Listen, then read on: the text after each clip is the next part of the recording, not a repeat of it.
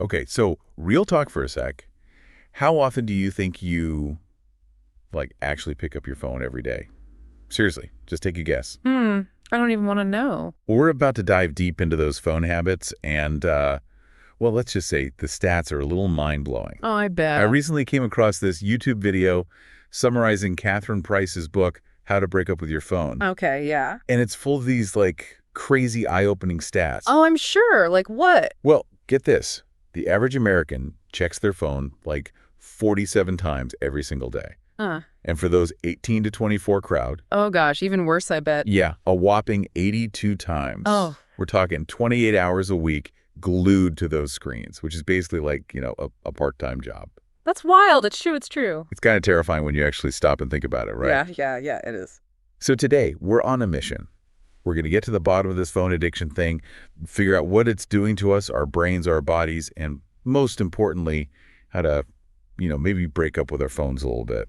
Yes, it's time for an intervention, a phone intervention. Exactly. And to, like, really understand this hold our phones have on us, we have to start with dopamine, that pleasure chemical in our brains. Ooh, dopamine. Everyone loves dopamine, right? Yeah.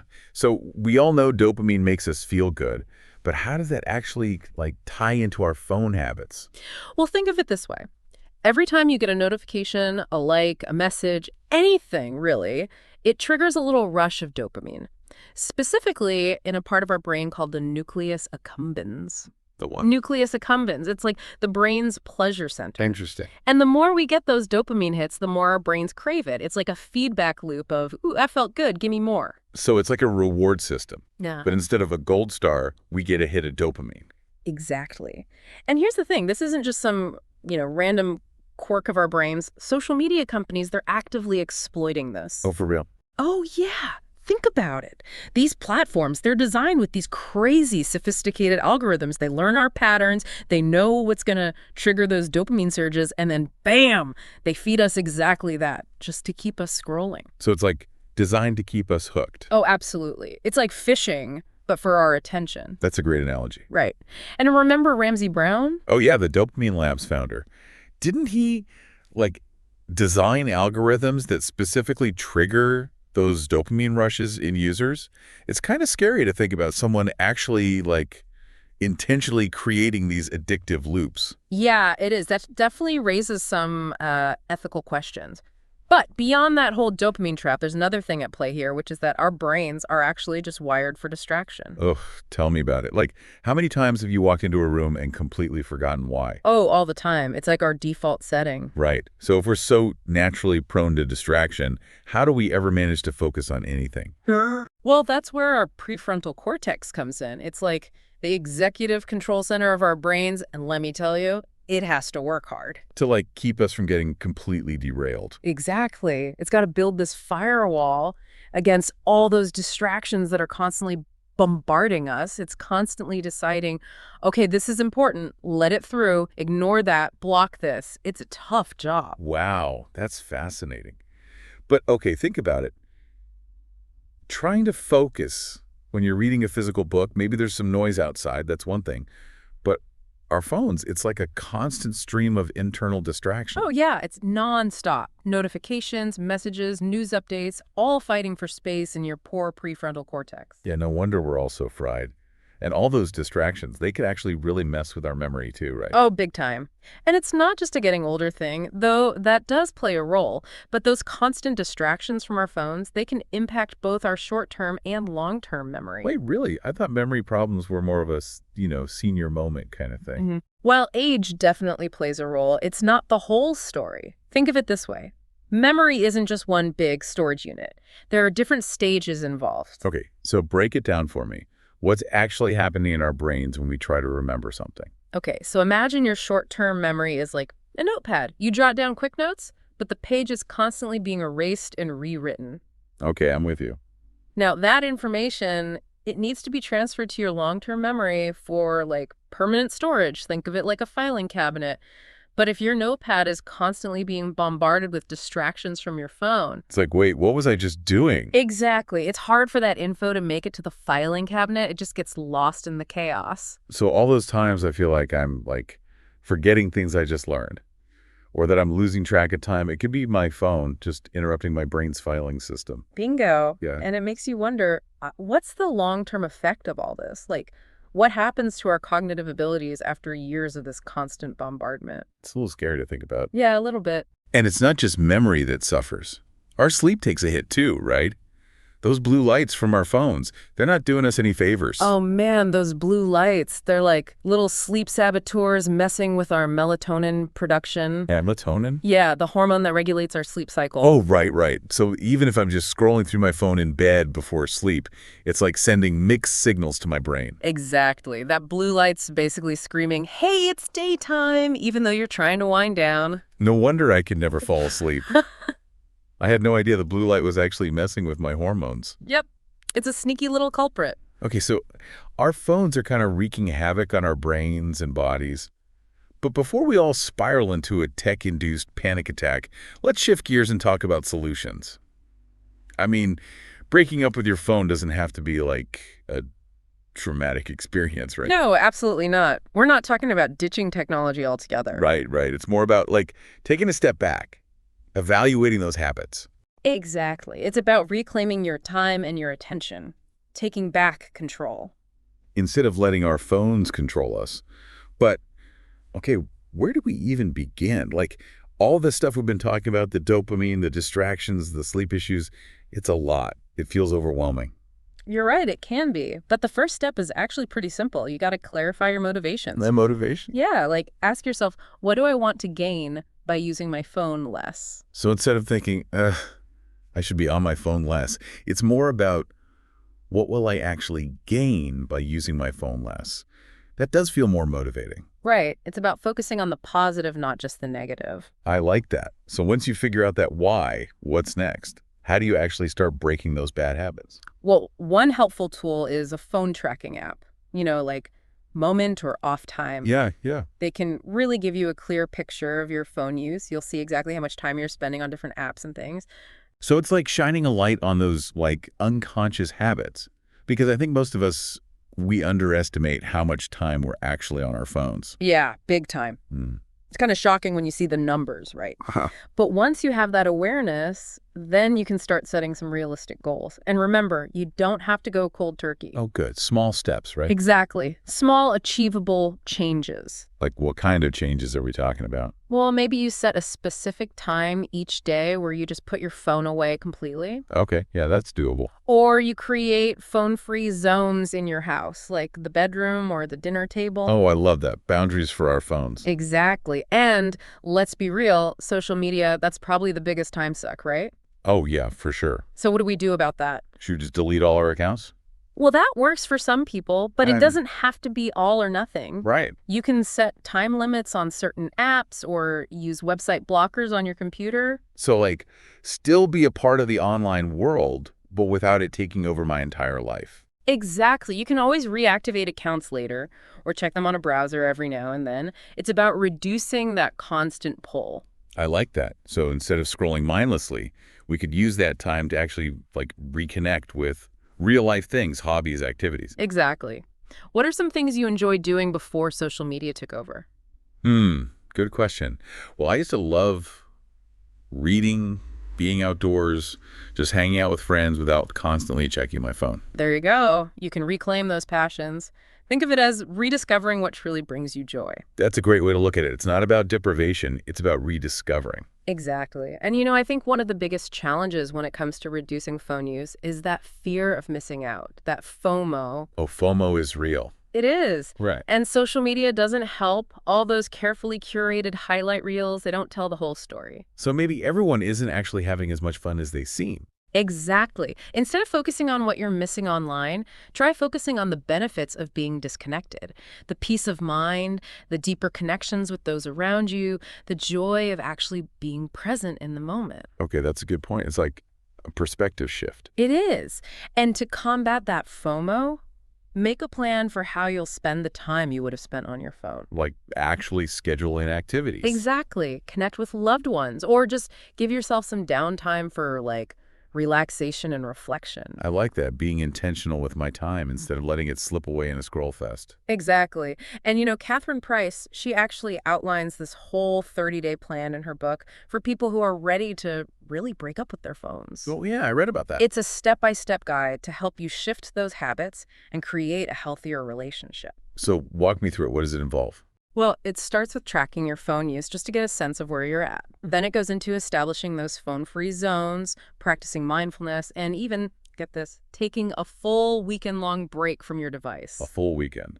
Bold move. It is. But it's designed to help you ease into the process, not overwhelm you with drastic changes. So it's like a journey, Yeah. not a quick fix. Exactly. It's about creating sustainable habits, ones that'll last beyond those 30 days. It's a journey toward a healthier, more balanced relationship with technology. Exactly. And the benefits, they can be life-changing. Imagine. Less stress, more focus, more connection with the people and things that truly matter. It's all possible. That's a great note to transition into part 2 of our deep dive. Yeah, let's get into it. So before we jump into some solutions, we were talking about, the whole science behind phone addiction and how it affects our brains and bodies. Yeah, it's a lot to take in. It is. But, going back to that 30-day plan we mentioned, what really stuck with me is how much it emphasizes mindfulness. It's not just about, cutting down screen time. It's about becoming more aware of our impulses and making conscious choices about how we use our phones. That's a really good point. Yeah. Because it's like we're on autopilot so much of the time, just reaching for our phone without even thinking about it. But if we can become more mindful of those urges, maybe we can actually break those automatic habits. Exactly. It's like hitting the pause button on that autopilot mode, giving yourself a chance to actually make a decision instead of just reacting. I like that, hitting the pause button. Mm-hmm. But how do we actually cultivate mindfulness, especially when it comes to our phones? Think of it like training a muscle. The more you practice mindfulness, the stronger it gets. And just like physical exercise, you got to be consistent. Even small moments of mindfulness throughout the day can make a difference. So instead of automatically reaching for my phone when I'm bored or waiting in line, I could take a few deep breaths, look around, just enjoy a moment of quiet. Exactly. It's about reclaiming those little pockets of time and filling them with intention, not distraction. And another really effective technique is setting up those phone-free zones. Oh, yeah. We talked about that a bit. It's like setting boundaries, right? Exactly. Phone-free zones help break those automatic habits. It's just removing the temptation. Imagine making your bedroom a phone-free zone. Okay, yeah.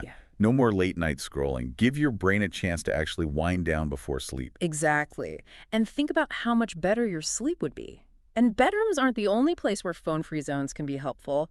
Think about meal times. Oh, man, I am so guilty of scrolling while eating dinner. We all do it, but if you make meal times phone-free, you actually have a chance to savor your food, connect with the people you're with, and just be more present. It's like turning mealtime into a mindful ritual instead of just shoveling food in your face while staring at a screen. Exactly. And you can apply that to other areas of your life too. Maybe you make your car a phone-free zone so you're more focused on driving. Or you set aside specific times for work where your phone is completely off limits. It's about designing your environment to actually support your goals. Exactly. We underestimate how much our surroundings influence our behavior. But if you consciously shape your environment, it's so much easier to break free from those habits. Now, I know there's one part of the 30-day plan that people find particularly challenging. You mean the weekend-long digital detox? Yeah, that one kind of freaks me out. 2 whole days without my phone. That seems impossible.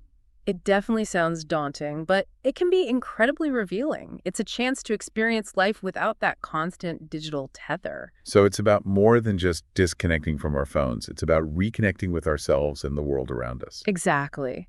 Imagine spending a whole weekend exploring nature, having real conversations, doing things you love, all without your phone. It sounds kind of idyllic, actually. It can be, and it might feel weird at first, but the rewards can be huge. People who've done it say they feel more relaxed, more creative, more connected. So it's like pushing ourselves outside our comfort zones and seeing what happens when we actually disconnect, even for a little while. Exactly. Now, I get that a full weekend might be a lot for some people. So start smaller. Maybe try just an evening without your phone, or even just a few hours during the day. The key is to experiment and see what works for you. Yeah, find a rhythm that feels sustainable. Exactly. And it's not about being perfect. You're going to slip up sometimes. The important thing is to be kind to yourself, acknowledge it, and get back on track. Progress, not perfection. You got it. Every small step is a victory. And even those slip-ups, they can be valuable learning experiences. Oh, that's interesting. How so? They help you identify your triggers and develop strategies for dealing with them. Okay, I see. Yeah. So it's all part of the process.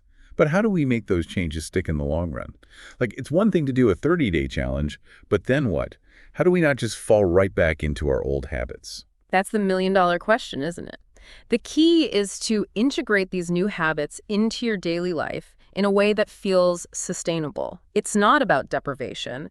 It's about creating a lifestyle where technology enhances your life, not controls it. Finding that balance. Exactly. And that balance is going to look different for everyone. For some people, it might be strict limits on social media. For others, it might be designated times for email or news. Experiment, figure out what works, and be flexible. It's like creating a personalized plan that actually works for you in your life. Exactly. And remember, it's not a destination, it's a journey. There will always be new challenges and temptations, especially in this tech-driven world. But if you stay mindful, stay curious, and keep experimenting, you can navigate those challenges. It's a lifelong journey, right? Right. It is. But it's worth it. The rewards of a healthier relationship with technology, they're immeasurable. That's a great way to put it. Well said. So as we wrap up this part of our deep dive, I'm definitely feeling inspired to make some changes. What about you? Oh, absolutely. And remember, even small changes can make a big difference. All right, so we spent a lot of time talking about like all the not so great stuff about our phones. Yeah, the downsides, for sure. But now I kind of want to shift gears and talk about what we can actually do with all this newfound time and attention, once we like actually break up with our phones. I love that. It's like rediscovering a whole world that's been right there in front of us. It really is. And that's why breaking free feels so, like, I don't know, liberating. Absolutely. It's like you suddenly have all this space to rediscover those things you love, connect with the world in a more meaningful way. Totally.